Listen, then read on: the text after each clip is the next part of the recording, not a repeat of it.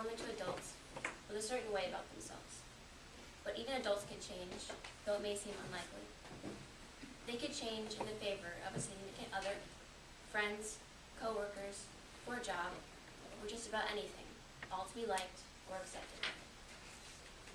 Children can be one way for sometimes 10 years, and then slowly they begin changing into more mature human beings, which you consider normal, is taken with a grain of salt.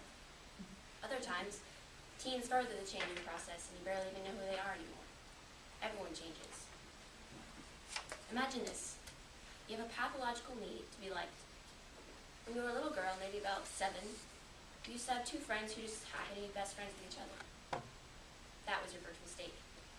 If you're going to learn anything as a little kid, you should learn that you never become friends with 2 girls who are already best friends. It could be bad. You were never fully accepted into their group. Sometimes you looked at as the girl who just did everything she was told, because you did do everything you were told. You did it because they wanted you to, and you wanted desperately to be liked.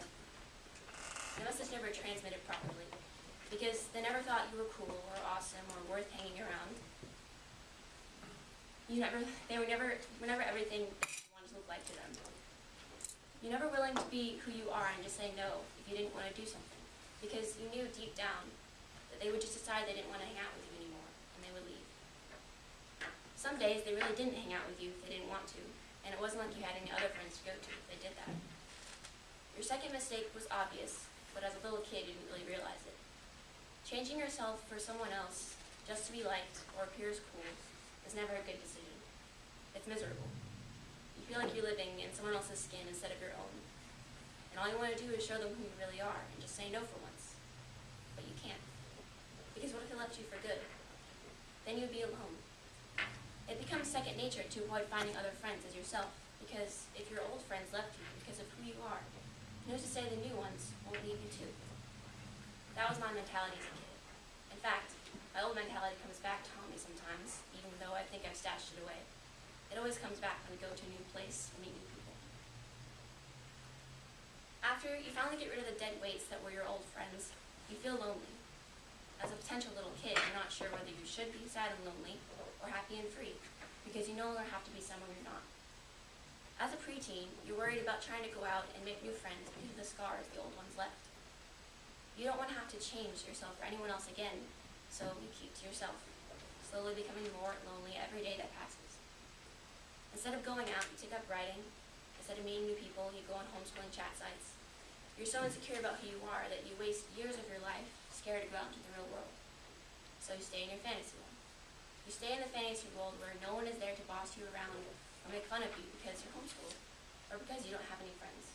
On the inside you're thinking, who needs friends? Other friends come and go on your journey, and they're all like your first friends because for some reason you attract controlling people who change yourself for in order to be liked. Once again, you're obedient and compliant, and they eat it up like candy. They don't do it on purpose.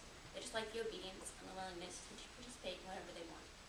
It's fun, and they don't think twice about it. Neither do you. Soon you grow out of those friends too and become even more involved in your writing and isolate yourself from company and kids your age. At 12, you cut your hair perhaps too short, and you completely fall in love with it. And you're happy, because who's there to say it looks stupid? Who's there to say you look like a boy? Who's there to tell you to grow it out and never cut it short again? No one. And no one does. Because of your old friends and your old fears, you're too insecure to even ask anyone's opinion of it, so you don't. And you're fine. Then you grow up. You're not a little kid anymore. You form into a 14-year-old with hormones and pimples, and the short hair isn't cute anymore. It's boyish. It's not feminine. At least, that's what you've led yourself to believe. You remember all the times that your old friends let you change for them and boss you around. You can't bear it. You can't bear letting it happen again. So you let your hair grow out. You take up cursing. Your maturity levels lessen, all because you're afraid of what people will think of you. Who likes your hair cut short? Who doesn't usually curse? Who does what she wants and doesn't let anyone tell her different? Deep down inside, you blame your old friends, but it's not all of them. Some of it is you, and allowing yourself to be controlled by them. Allowing yourself to change to meet their needs. To perhaps meet yours. Because by changing, they pretend to accept you. Therefore, they stay for a while. You're too scared of being alone, so you would rather change everything you are in order to meet their needs. If you change who you are, eventually you won't even know who you used to be, because you'll be changing yourself to fit everyone's needs who come along. You lose yourself. Your family, people who really know you, will lose you too. All because you wanted to impress someone who would eventually leave. People don't stay forever, especially childhood friends. They come and they go, and very rarely do they ever stick around. Things change. People move. People drift apart. Soon you finally do drift apart from your old friends. Now you don't even talk to them, and every time you see a photo of them, every single memory you've ever had with them floods back, and you're not sure whether it feels sad or frustrated. What I'm trying to say is, don't change for the wrong reasons. Change naturally. Don't force yourself to change because someone wants you to, or because you want to be liked. If people don't like you for you, then you need to find someone who will.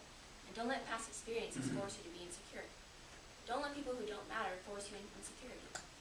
As a little kid, you might not be able to help it, but as you get older, you should try to realize that the only person you should change yourself for is yourself. Change yourself the way you see fit, not the way someone else sees fit. Do what is right for you, because in the end, who's there?